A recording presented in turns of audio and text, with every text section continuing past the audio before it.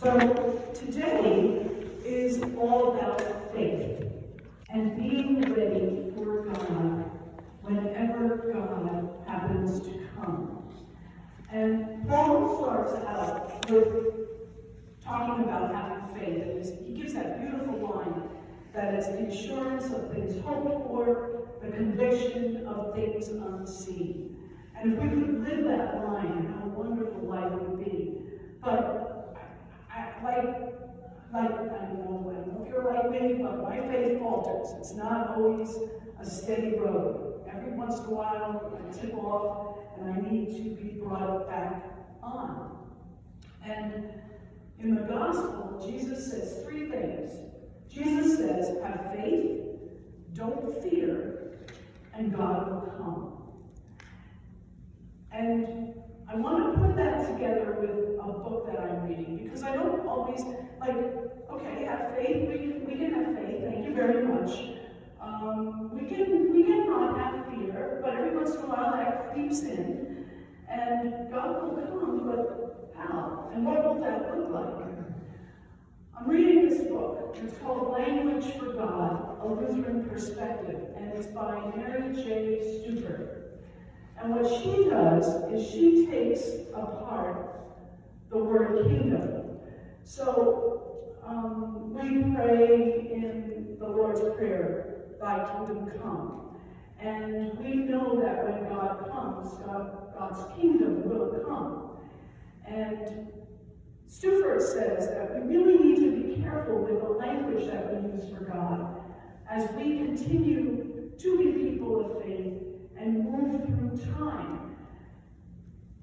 In Jesus' day, what he did is he used the language of the day to teach people about the kingdom. So, there was Caesar up here, and Caesar was mighty and powerful, and anybody under Caesar was Caesar's servant or slave.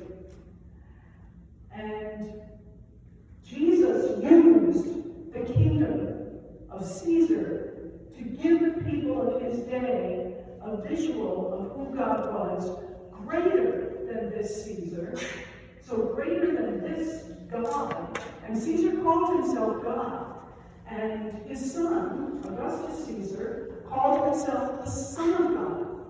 And we still use that language for God as we know God.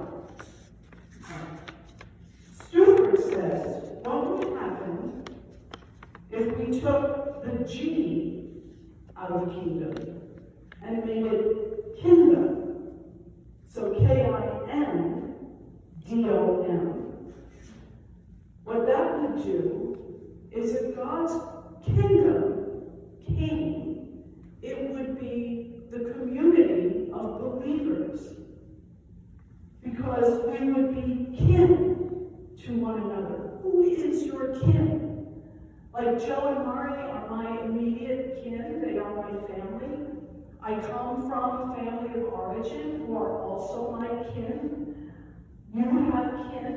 There are people who I would call in your household.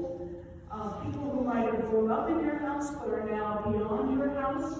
They are also your kin. Or you might be beyond the house that you knew once upon a time, but you are kin to somebody else. And we, as a church community, we are kin to one another. What if we moved the apostrophe yet again, and it was K-I-N-D apostrophe O-M? Then we're called to be kind to one another, because if we are the community that God has brought, and now we are called to be kind, then we are called to affirm one another, support one another, challenge one another, and help one another in our faith. So we're both a community and a support for one another as people of faith. And that's a lot of what Paul was talking about in his reading, because in the Hebrew, in their lives, all the way back then, they knew a church similar to us. A church that was small and struggling, trying to find its identity, with people kind of floating out and maybe back in. And he was calling them to be community and to be support for one another. Who is kin and kind to you? And where has God shown up in your life? I'm going to tell just a couple of really quick stories of that, and I ask you to think of who these people are in your life and how God has shown up in your life. And I'll even tell you one way that God showed up in your life. When about 8 or 10 years ago, when I started really thinking seriously of going Lutheran, Joe and Mari were my kin and kind. They were like, you can do this, we know you can do it, yes, go ahead. Take that leap of faith, you can do it. And over again, they would support me as I went forward. I worked with a sister of Christian charity, a Catholic nun, and I asked her for a list of spiritual directors because I knew I would need to work with somebody in this leap that I was about to jump into. And she gave me a list of about 20 people, and about third from the bottom was somebody who I noticed was a Lutheran pastor. And I went after that person, who is still my spiritual director today. That Catholic sister was kin and kind to me, and she still is. She's like, how is it going? How are your homilies? How's life at the church? She is kin and kind to me in my faith journey. My spiritual director is kin and kind to me as I see her in my spiritual journey. You are kin and kind to me. There was this date, I don't remember dates, I don't remember years, but I remember December 19th, 2021, like it was yesterday, when you filled this church and voted on me being here.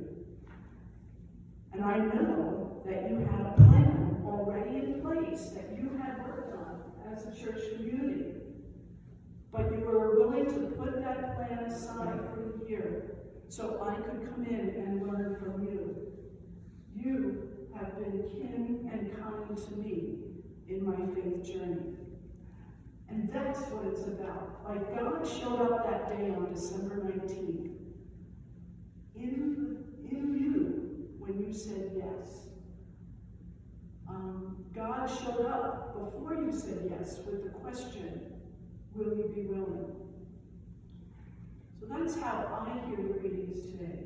We are called to be people of faith, but we need one another to help us with the assurances and the conviction of our faith. So I'm going to start the mic.